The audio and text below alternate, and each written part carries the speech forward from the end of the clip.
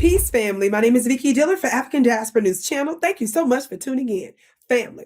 I'm sure by now many of you all have heard about the unbelievable, um, credibly alleged, and truth to a lot of the fraudulent scamming and taking advantage of our different systems here in the United States by migrants. And the latest of this group are Somalis. Of course, you all have heard us discuss multiple other different groups under ICE situations. You've certainly heard me go in time and time again about the white Afghans that were given tangibles years ago.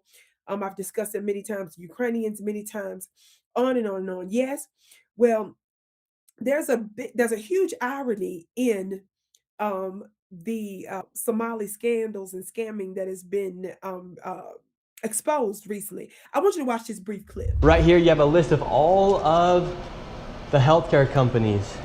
Loads of them right here. We want healthcare. No, it's okay. Yes, we'd like to speak about getting healthcare here. No. Why can't I get healthcare here? No, wait.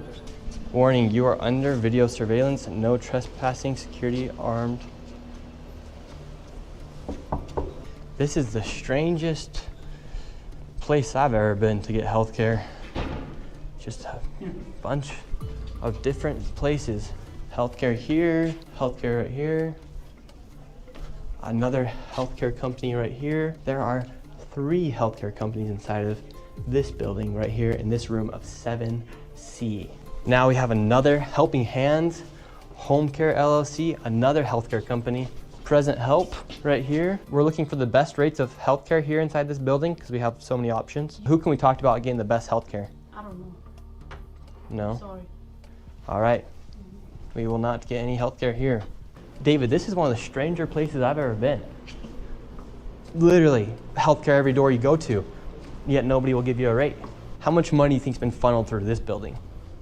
Every year, I would say 50 to 60 million at least. And finally, we were accepted into one of the daycare centers and they actually took down our information to give us a rate. However, when we left, we were then met with the police. We received a complaint that gentlemen matching your description were in this building harassing the individuals who stay here. Oh, we're checking out the rates for healthcare. Because there's 14 healthcare companies inside this building, so. Okay. Well, that's not what he said. He said there's 14 companies here, and he's trying to assume because they're Somali providers, everyone here is fraudulent. Okay. So He's here with some kind of like propaganda. No, we're So just you guys checking. know this is a area that we're allowed to enforce trespassing ordinance. Is there any other reason that you guys are here? Okay, family, did you see that? In that clip, dear family, you are seeing a white man go into this building with multiple Somali businesses, allegedly, credibly alleged. Of course, some of that was captured. And multiple different healthcare clinics said to be, in this particular instance, 14. Of course, you all have certainly seen other coverage and other allegations about, for example, daycare centers that were said to have been fraudulent and so many other things. Yes? Well, the question that has to be asked is what government officials, what bureaucracies, what public entities, institutions, and persons did we entrust to look out for our interests that allowed them to do this? You got to understand they were not able to do this in a vacuum. So that's where the question, the attention must go there as well. We're not letting anybody off the hook, but including those persons. Yes? What I find interesting in this clip is that this is a white man that's going around exposing scamming. Let's be clear. Wall Streets are the biggest gangsters there is. They are. How many of you all know, for example, with the Great Recession, 2007, 2008, Wall Street are the real gangsters, and any of them went to jail or held accountable. They were the ones that rigged the entire U.S. system, and by extension, global systems, to cause them to tank and to make the system so complex with fraudulent stuff interrelated to real estate and mortgage and these kinds of things. And they blamed so many other people, but the people at the top were the one that rigged the system that engineered it. What we find time and time again is that when there's a crisis financially, fiscally, it's typically engineered by some little wicked person behind the scenes so that while the public and the masses of, I'm going to call them sheep, are pointing at the crumbs, they're making out like a bandit with billions and trillions of dollars.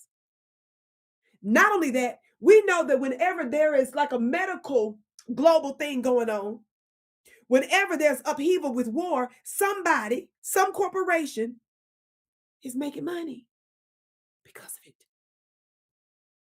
Well, I've discussed this previous times and I'm going to discuss it now. Reuters, and I'm only quoting them because a lot of you all like to do double takes when Vicki is bringing up information, groundbreaking journalism, because you don't like the package. You don't like the makeup and the hair, the jewelry. Too bad, so sad, because I'm not finna ship shape nothing for mere mortals thinking. Meanwhile, the professional looking people and publications and media outlets have been lying to you, but dressed up and duping you, and you've gone along with it. And you've not checked them and held them accountable in a way that you would like to second guess and try to hold me accountable. I have to say my groundbreaking coverage that I've done here over the years, as well as other platforms that I've been on, other networks I've been on over the years, baby. That's my power.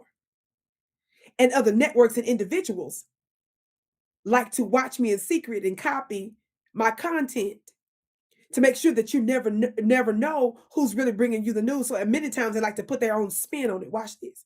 I'm bringing this up because I want you all to know that I've been discussing this for quite some time, including in some of my offline private webinars. So I have to refer to these little mainstream media stuff so that you all can believe it's something to what I'm saying before I get to where I'm going. Reuters, this headline says what? Pentagon says it fails 8th audit, targets 2028 to pass. For the 8th year in a row, the Pentagon has failed an annual audit, the Department of Defense said on Friday, continuing a pattern of financial accountability problems that have drawn bipartisan criticism and emerged as a campaign issue. Family, this article is very short. It talks about the defense budget, but it doesn't give you specificity about some of the mishandling and to the tune of what specific amount that will make some of you all go crazy. Like, for example, this article that gives more detail, and this group has been around for some years now, which you can probably see here since 2000, but they discuss even the recent audit as well. That's called The Taxpayers for Common Sense. There are many others, but The Taxpayers for Common Sense is one of the ones I want to specifically go to. This headline from them says what? Why can't the Pentagon pass an audit? The Pentagon's accounting records are so convoluted that billions of dollars cannot be accounted for, charges a new government report. This is what mainstream media outlets like the Reuters, they'll tell you it's a problem, but they don't give you the specificity to cause the necessary outrage so that you can't track the hidden hand behind it. But watch this little bit of information that I think is useful. This article says, about 58% of the material the Pentagon possesses, 36.9 billion worth, are items it does not need. How many of y'all know somebody that just gets something to the tune of $36.9 billion worth of needless stuff? No, baby, that dog don't hunt over here. Not on this foundational Black American and not on this global Black citizen named Vicki Dillard. Listen, it says over the past 3 years, the Navy lost track of $3 billion in equipment and other items. At one distribution center for the Navy, there was a backlog of over 122,000 items that had not been properly processed, leading the Navy to purchase items it didn't need. I didn't say $122,000. I said 122,000 items, it said. There was a backlog. And they ended up getting things that they didn't need. Y'all listen. The $600 billion Pentagon inventory of weapon systems and other items failed to include nearly $6 billion in Army communications, defense equipment, $7.6 billion in Navy aircraft engines, and about $7 billion in Air Force electronic pods that attach to warplanes. Now that's staggering, isn't it? That's a good down payment for reparations for Black Americans, isn't it? But that's not the worst of it.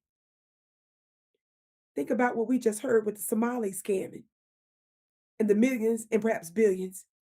But watch this next number. Y'all ready? This is what they're not talking about. They want us only talking about Somalis, only talking about the others, but they don't want us talking about this. Watch this. The GAO testimony follows a March report by the Office of the Defense Department's Inspector General that concluded that the Pentagon's books were in such disarray that they could hardly be audited. In fact, the Pentagon's books are in such poor shape, that the military's money managers last year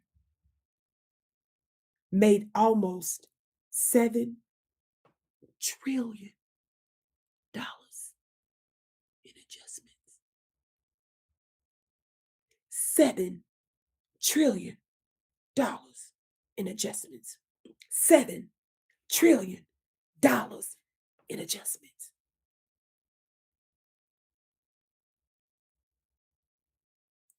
To their financial ledgers in an attempt to make them add up. Watch this. The Inspector General also concluded that the Pentagon could not show receipts for $2.3 trillion of those changes.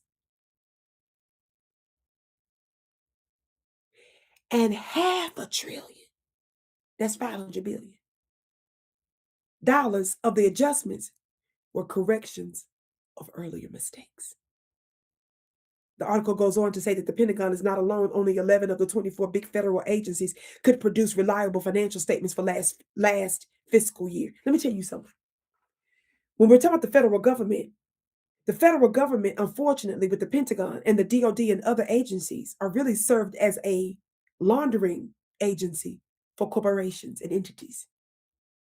They get contracts with the U.S. government, and they're telling you for 8 consecutive years, they have not been able to pass a Pentagon audit. And it's to the tune of adjustments and mistakes and miscalculations of trillions of dollars. They're proving in their Pentagon report that they can pay our reparations. But they're also proving that while we will not excuse abuse by migrants, especially migrants that say that they ain't Black, especially migrants that dog Black Americans. See, this is a real reason why the Somalis are being targeted, because not where everybody wants us to say, well, they Black. Yeah, but the Somalis, you got to know you Black. You can't be over here talking about you ain't Black, and then when you're in trouble, it's, oh no. But this is the thing I want my Black American brothers and sisters to pay attention to. We got to give at least the same amount of energy to this issue, but it's to the tune of trillions of dollars, and it involves things that happen in the United States, corporations, companies, entities, and persons, in at least 40 different countries. Look it up. I can't wait to hear what you have to say about this. My name is Vicki Dillard, beloved. Be sure to go to my website at VickiPlanet.com to get your 2026 Vicki Dillard pictorial calendar. I do an annual calendar on a regular basis, beloved. This next one is so yummy. I'm also going to do an angel calendar that's going to actually be a timeless calendar. That's coming a little bit later, but go to my website at VickiPlanet.com to get yours today. Be sure to share the broadcast. I can't wait to see you again.